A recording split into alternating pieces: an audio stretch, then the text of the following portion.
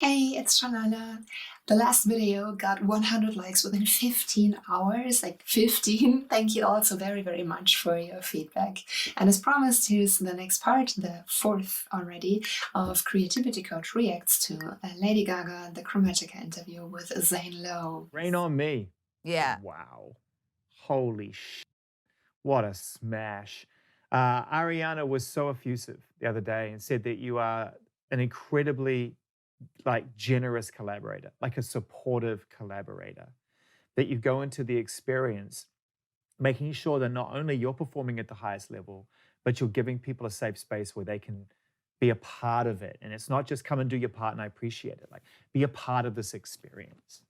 For sure, Matt. Thank you, Ariana. She's not on the call with us, but her and I connected right away, and she was so wonderful. And I think maybe she assumed that it would be that she came in and I was like, "Here, just sing this, and thank you so much for your time," right? But instead, I asked her what she needed, how she wanted to do things. I was, when we were vocally producing her, I was sitting there at the This is right, a well, not really this console. We were at Jim. this is a really basic thing, like to ask someone, what do you need? And how do you want to do this? But you'd be surprised how often it is actually neglected when you're dealing with artists. So I'm really glad that she shows us how it is done ideally here. And when we finished, I was sitting at the console and talking to her, and then I remember I said to her, "Okay, now everything that you care about while you sing, I want you to forget it and just sing. And by the way, while you're doing that, I'm gonna dance in front of you because we had this huge big window. I was like, I'm gonna dance in front of you." And she was like, oh my God, I can't, I don't know. Oh my God, okay, okay. And then I did it, and she sang, and she started to do things with her voice that was different. And it was the joy of two artists going like, I see you and I see all the things that humans do this. We create things that make us feel comfortable and we put them all around. I do it all the time. We all do things to make ourselves feel safe. And I always challenge artists when I work with them. I go, make it unsafe, make it super fucking unsafe, and then do it again. I'd like to point out the contrast because Zane said you created a safe space to create, and she said make it unsafe, and it is not a contradiction. If you want to challenge someone, like if you want to lead someone out of their comfort zone, then you need to create a safe space first, because safe space in this. In my opinion, translates to into the permission to be allowed to play around and to make mistakes and without being judged. And if you don't do that, you're simply stressing someone out. And you probably heard stories of like directors who treat actors really badly because they want to get that special performance. And yes, it's true, stress can lead to really powerful work, but it is very taxing, and you're not likely to make friends this way. So going back to the directors, yes, they might get like an amazing performance, but on the high cost of the relationship. And in a previous interview, Gaga said that she and Ariana are friends now. So this is, to me, a testimony for a really healthy push, a healthy challenge. And it was just awesome to watch her, like, I mean, you haven't seen the video yet, but she was like so open to trying things that she hasn't done before. She was like, I'm gonna just trust you. And it was Yeah, exactly. This trust is something you can only earn through meeting someone's needs first before you take away the things that make them comfortable. this beautiful, I think, very healing process for me too, not necessarily having a female artist that mentored me as I came up. and being able to be with her and hold her and be like, anything that you feel chains you, like any like pop cultural construct that you feel you have to live up to, I'd like you to please forget about it and be yourself. And she was like, Yeah, that's an amazingly important observation, because I wondered whether or not subconsciously or maybe consciously, part of the reason you wanted to collaborate with her was because of the courage and the bravery that she has shown in recent years to try to pull herself out of some really traumatic experiences. And, you know, in a weird way, you know, what I hear in Rain on Me is two artists finding each other and sharing that experience. for sure, that woman has been through some really tough, really hard, life testing stuff, undoubtedly. And her ability to move on. I mean, when she came into the studio, I was still crying and she was not. And I have to admit, I don't know that much about Ariana Grande. I know only the headlines, and I watched Sam Johnson's reaction and analysis of her vocal performances, but that's it. But taking the little that I know and what I'm hearing here, she sounds as if she knows a lot about resilience and strength. And that'd be kind of interesting to look at, I think. If you want me to do that, just drop a link in the comments, and I'll see what I can do. she was like, you're gonna be okay. Call me, here's my number. And she was so persistent. She would try over and over again to be friends with me. And I was too ashamed to hang out with her because I didn't want to project all of this like negativity onto something that was healing and so beautiful. And eventually she called me on my shit. She was like, you're hiding. And I was like, I am hiding. I'm totally hiding. I mean, look at this. I think I talked about this before because it's something that makes me kind of mad, because the way that our culture is built, I mean, we have competition everywhere, and it doesn't stop with artists and art. We pit artists against each other. Like, there's only one first place. There's polls, like who's the best, who do you like best, who's the best singer, the best performer, and so on. And it's always like there's only one spot at the top. And so on the whole, it looks like artists are all competitors, but in truth, there is nothing better than working together and recognizing each other. And I love how Gaga phrased it with "I see you," and she's so right. It's totally beautiful if you can work together with other artists and you can inspire each other. And I am really glad that she shares this, because it's a huge topic. And if we were able to take out, I don't know, a couple of % of the competition out of the arts, it'd definitely be a better place. And then this friendship blossomed, and the song Rain on Me, the lyrics that I wrote right here in this studio, I'd rather be dry, but at least I'm alive. Rain on me. This is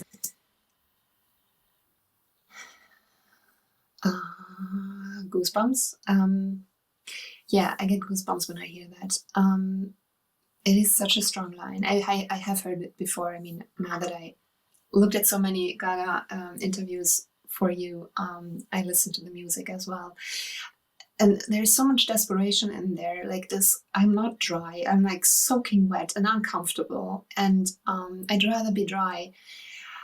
And then there is so much hope. You've probably heard the Cicero quote, while there is life, there is hope. And I hear that in there as well. And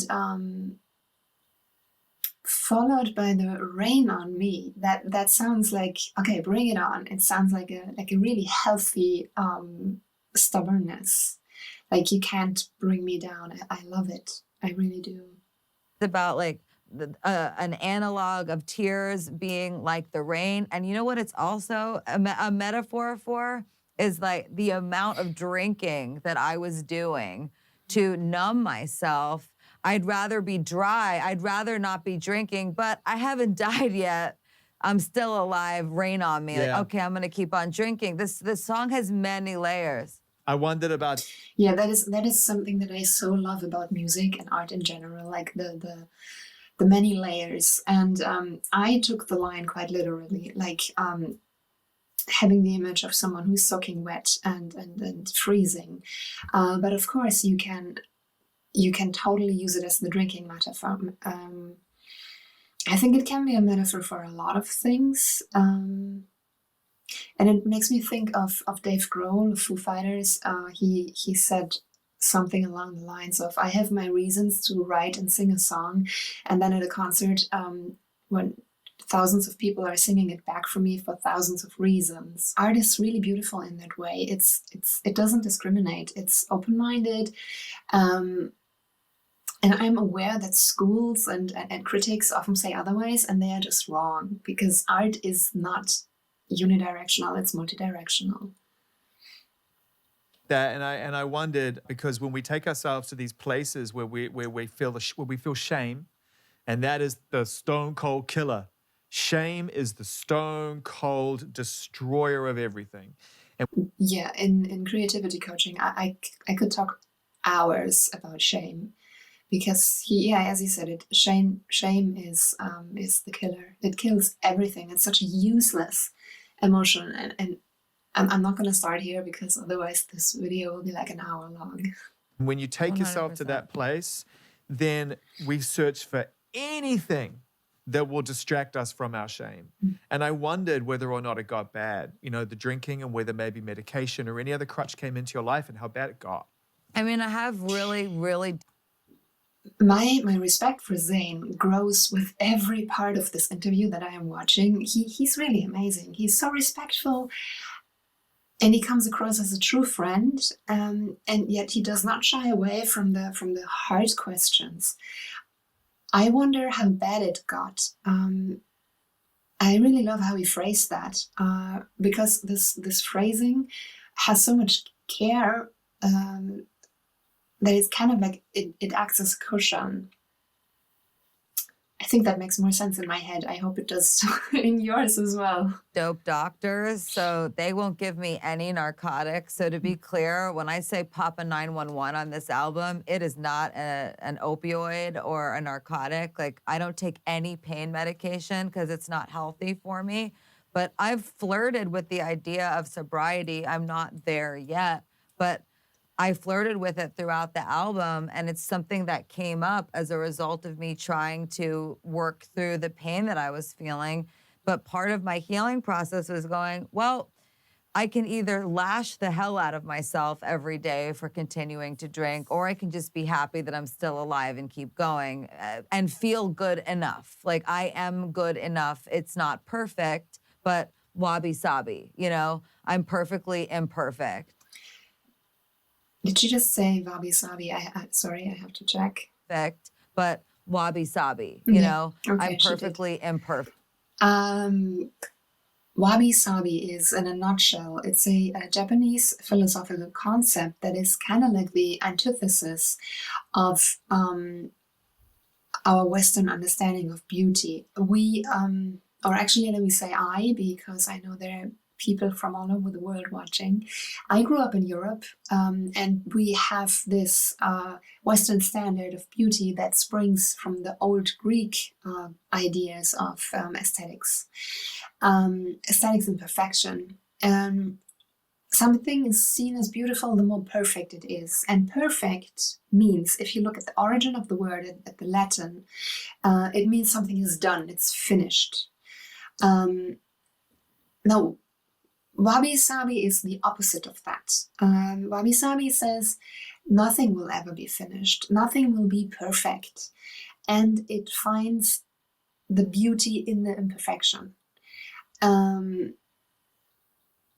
So my guess is that is exactly what she means when she says it's good enough, Wabi Sabi. So there is beauty in the imperfection. I like that. Actually, I really like to approach things in a very pragmatic way. So if I come across a piece of philosophy or a way of looking at things that makes it easier for me to be happy and to create meaning in my life, then I use it. I call this buffet philosophy, take only what you like. It works with religion as well. If Wabi Sabi works for you, then by all means incorporate it into your meaning mix. Perfect. In me saying, yes, do I think it's unfair that celebrities are like put in this place where we're not allowed to have problems?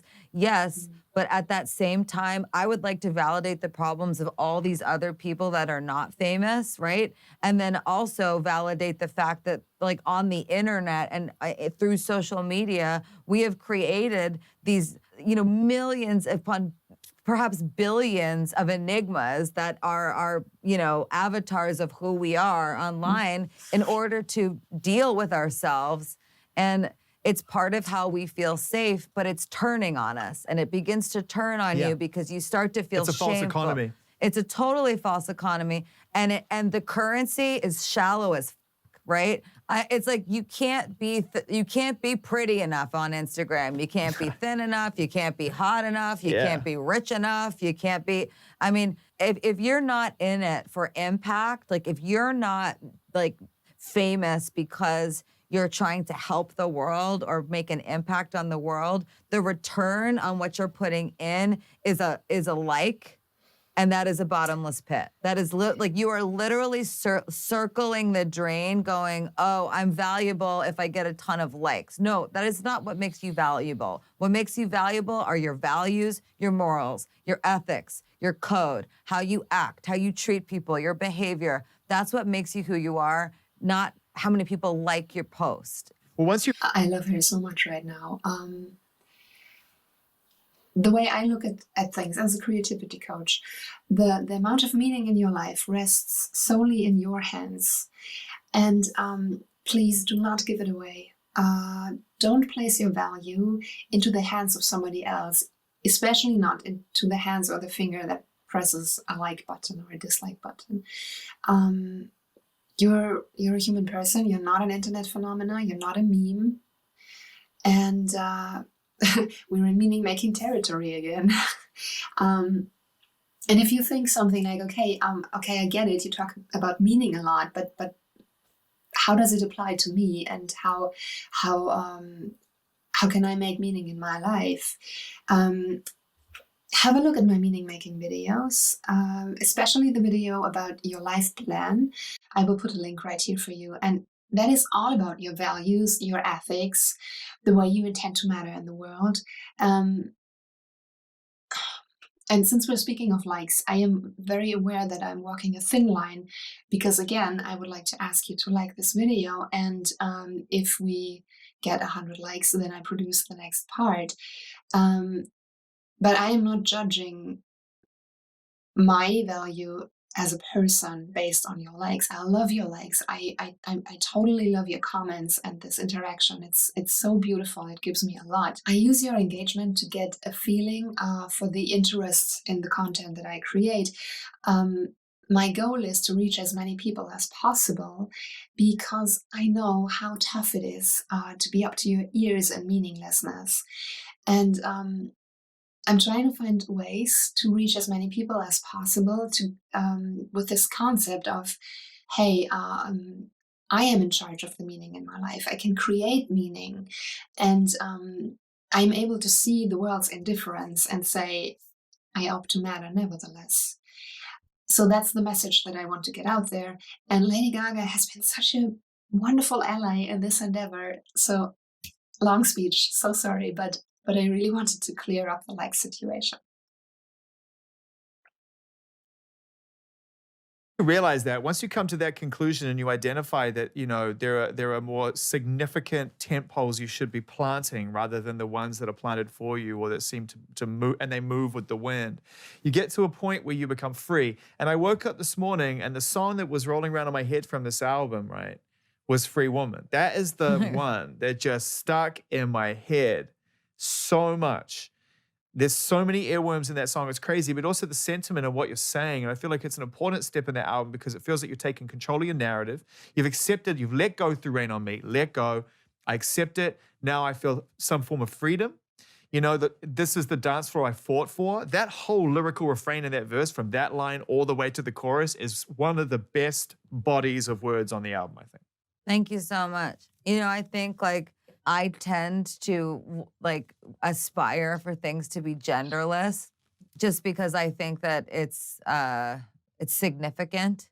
But with that song in particular, I felt a need to reference my gender, because even though I really have a tremendous disdain for people that attribute gender or sexual identity to your personality. Like, I hate that. I like if someone says like, "Oh, your personality's masculine." I'm like, "What does that even mean?" Like, it just like doesn't make sense to me. But it was so important for this to be Free Woman, because I was assaulted by a music producer. I was sexually assaulted by a music producer. It's compounded all of my feelings about life, feelings about the world, feelings about the industry, feelings about what I had to compromise and go through to get to where I am. And I had to put it there. And when I was able to finally celebrate it, I said, you know what?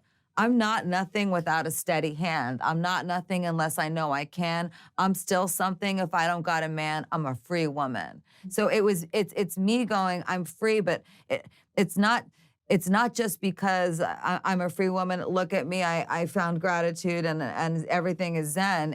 I no longer am gonna define myself as a survivor or a victim of sexual assault. Like, I just am a person that is free who went through some fucked up shit. You probably saw me twitching towards the pause button. But she is at such a great place. She's at such a healed space that there's not much for me to say. Because she did that. What I'd like to say is it makes me incredibly happy when people with who have a lot of reach, when they're this open about something that happened to them. And I would like to get back to my vocabulary as a creativity coach, because trauma causes meaning wounds, meaning leaks. And if you don't heal the trauma, then if you don't heal the wound, you can pour the meaning of the whole world into your life, and it will just leak out faster than you can create it. And that is an unbearable state of living. So if you've experienced trauma, whether it was assault or whatever it was, please look at it and heal it and get help if you can't do it alone. Basically, nobody can do it alone. And what I hear in her exclamation to land the plane, I'm neither a victim nor a survivor, I'm a free woman. When I hear that, I hear someone who made the decision to matter, to, as I just said before, to look at the world's indifference. She said, I opt to matter. I make music, and this is my main meaning-making device. I love it. I mean, that song is such a powerful statement and such an important song, and so wild that we're dancing to it. It's almost the perfect embodiment of what you're trying to achieve with this album, is to go so deep and so raw and pull it open and let it all go and get to a place of acceptance and move past it and grow as a human and get to a new era of your life. But I'm gonna dance while I do it. Yeah, I say this is the dance floor I fought for. A heart, I know that's what I'm living for. Light up my body and kiss me too hardly. I walk the downtown, hear my sound. This is my way of saying, like, I'm making a dance record again, and this dance floor, it's mine, and I earned it, and all that stuff that I went through, I don't have to feel pain about it anymore. It can just be a part of me, and I've just made a video about worthy work, and a lot of times people have a hard time grasping the concept. They hear worthy work and they think Pulitzer and MoMA and Arte. They think art with a capital A. And that is not what the concept is about. Gaga made a dance record, and it is absolutely worthy work. The worth of your work lies in the feeling that you yourself as the artist or the creator, if that's a term that you prefer, the worth of the work lies in how you feel about it. You can draw cartoons or act in a soap opera or write romance novels. All these are worthy pieces of work as long as they are in line with your life plan. That is your ethics, your potential, your relationships. And I love that she made an album with dance music and lyrics that bear her soul. I love that she makes you dance. So to me, that is 110% worthy work. I can keep going. And I can't tell you like how healing this was for me. I could cry about it, except I'm actually feeling so much more healed now that that laugh away from the tear feeling is not even as much there. When I first started talking about this album, I would cry like in between every interview. And now I go, well, you know, it turns out if you believe in yourself, sometimes you're good enough. And it turns out that's possible. And If you believe in yourself, sometimes you're good enough. I think this is a beautiful sentence to end this part with. As always, I do hope that my observations are helpful to you. And if they are, let me know through a like and a comment. And I see you soon with the 5th part. Bye.